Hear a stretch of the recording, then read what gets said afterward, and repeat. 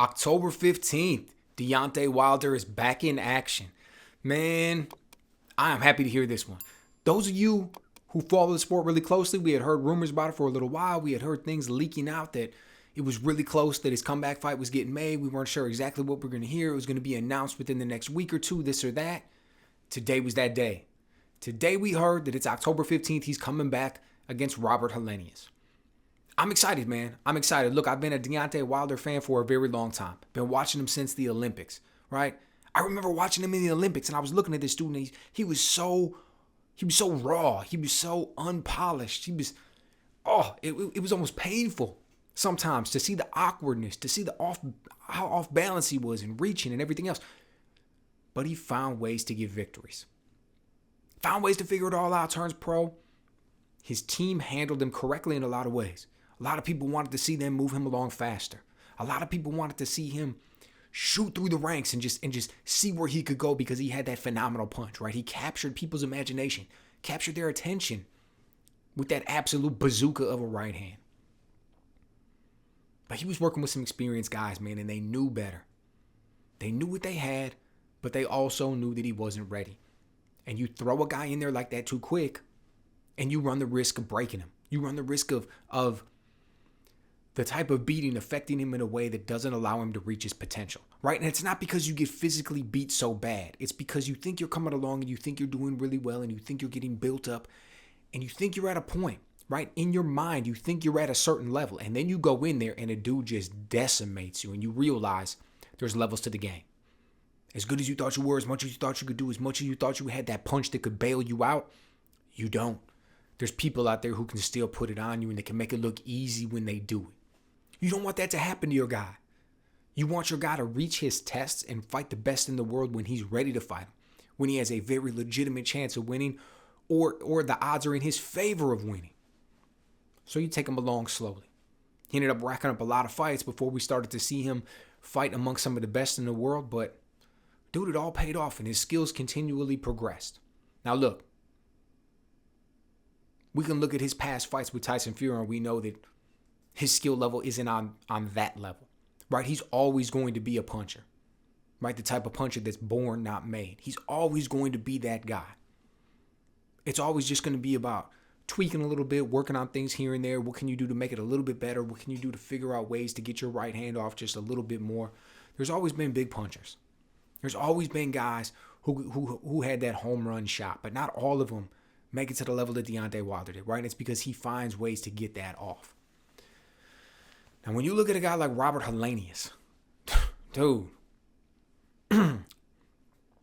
interesting character on the one hand, right? Because there was a time when he was being hyped up as being potentially the next big thing. All the way back when Vladimir Klitschko was the man, 2008, 9, 10, 11, and they were talking about Helenius as potentially the guy who was going to come in there, knock him off the throne, take the belts, right? Really big dude, extensive amateur career, looked like he could do a lot.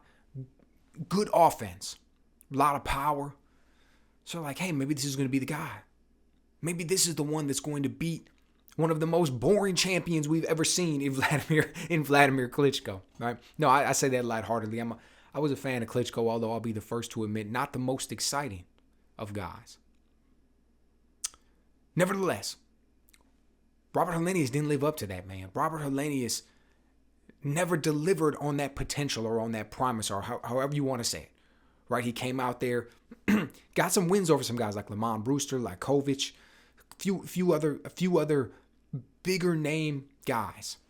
But, then he had the injury. He was out with the surgeries. He was in contract disputes and he was out for a couple years and this and that. And he comes back. He gets knocked out a couple times. He loses to Dillian White. He's just not there. Right before I made this video, I actually wanted to refresh my memory just a little bit. Didn't want to do like a bunch of handicapping when I wanted to refresh it just a little bit. And I went and I watched the fight with Gerald Washington. Right, he ends up getting knocked out in that fight, caught with an overhand right or two rights in the eighth round, drops him, done. Fight that he was looking relatively good in up until that point, right? But one of the things that stood out to me in the fight was they mentioned Helenius was worked with Deontay Wilder. Deontay Wilder brought Helenius into camp as a sparring partner. So when they fight, They're not unknown to each other. They're going to have seen each other before. Make no mistake about it, Deontay Wilder's to the A side. Deontay Wilder is the comeback fight. He's the guy that everybody's talking about. He's the one who's making it the pay-per-view event. He's worked with Helenius in the past. He's bringing him in. He's the one who reached out, chose him, said, I want you for the comeback fight, bringing him in. He's doing that for a reason. And I think it's pretty simple why. It's because he knows he's going to tear his head off, man. Like, you watch these fights with Helenius. Yeah, he's got a good jab, right? He's tall, he's long, he can control distance. Look at the way his defense is. First of all, the lack of defense is what we're going to talk about here, right? Because that's what's most glaring. Pulls back from his shots with the hands down. Yeah, when you're 6'7", you can get away with that with a lot of guys. You can't get away with that with a guy like Deontay Wilder, who's just as tall or maybe an inch taller, like a 5-6 inch longer reach, punches straight. Not going to be able to pull back from that.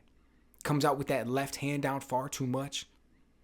Let a guy like Konoski jab him to the body, jab upstairs, catch him with right hands upstairs, all kinds of stuff. Yeah, he ended up winning the fights by knockout, but look at all the shots that he was landing first. Look at those right hands that Gerald Washington caught him with. How is he going to avoid the right hand of Deontay Wilder? Right? Even with a man who was as skilled as Tyson Fury, who came in with a great plan and the skills to be able to back it up, of putting Deontay Wilder on his back foot, applying the pressure, doing things like that, he still got caught and dropped. Multiple times when you look at their 3 fights. Dude, Helenius is a guy who backs up. If Deontay Wilder comes out there and stands his ground or even starts to apply pressure and come forward, Helenius is going to start to back up. Who's ever won a fight backing up against Deontay Wilder? Who's ever not got smoked with that right hand when they back up against Deontay Wilder? Dude, it doesn't work out good for you. It doesn't work out good for you. He doesn't have the skills of like Ortiz, where you remember when Ortiz in that rematch where he was winning all those rounds? Yeah, he eventually got caught with that right hand and dropped himself, but he was winning a lot of rounds. Wilder was basically giving him away. He's like, I don't even care. It doesn't even matter. You got to be perfect, on point every single second for 36 minutes if you want to beat me. I only got to be great for 1 second. I only got to be there for 1 second, then I land that right hand, and it's like a locked-in missile, and it just finds you, and you're done. Right? We've seen it time and time again. I've got a very strong feeling that's going to be exactly what we see when he fights Robert Helenius. He's going to go in there. He's going to jab up and down a little bit. He's going to start to feel it out, see how things are going. Wilder. That's what Wilder's going to be doing. Right? Been a little while. Want to get back in there. It's not going to take too long. He's going to start to get that right hand off. You know, let's not forget Deontay Wilder. Very athletic. Very fast hands. Good eye-hand coordination. Good accuracy. Incredible power. It'll be a short night of work for him, I think. It'll be an early knockout. Helenius is just going to be another notch on the belt, man. What more is there to say? And we're going to be, after the fight, we're going to be talking about what's next for Deontay Wilder. How did he look? What's next for him? Is Tyson Fury going to come back out of retirement? Was that all a joke? Whatever. By that point, we'll have known what happened with Usyk and Joshua. Although you watch my video, I think Usyk's going to win that one. But we'll have known what's happening about then, so maybe we'll be able to talk about that a little bit. It'll be an interesting time after that fight on October 15th. Super excited, though. I was disappointed when the man said that he was going to retire and not come back after it. I agreed 100% with what Tyson Fury said in the sense that Deontay Wilder had a lot to offer. Just because he lost to Tyson Fury doesn't mean that he can't go out there and dominate plenty of other heavyweights, just like he did before he lost to Tyson Fury. So I think he comes out with a big victory in this one, but I'll also be breaking down the fight a little bit more as it gets closer, analyzing some things, honing in on exactly how it's going to match up. So let me know what you guys think. Are you as excited as me about Wilder coming back? Do you think he's going to go out there and just land that big right hand and end this? Or does Robert Helenius going to bring something to the table and give him some trouble? Let me know what you guys think.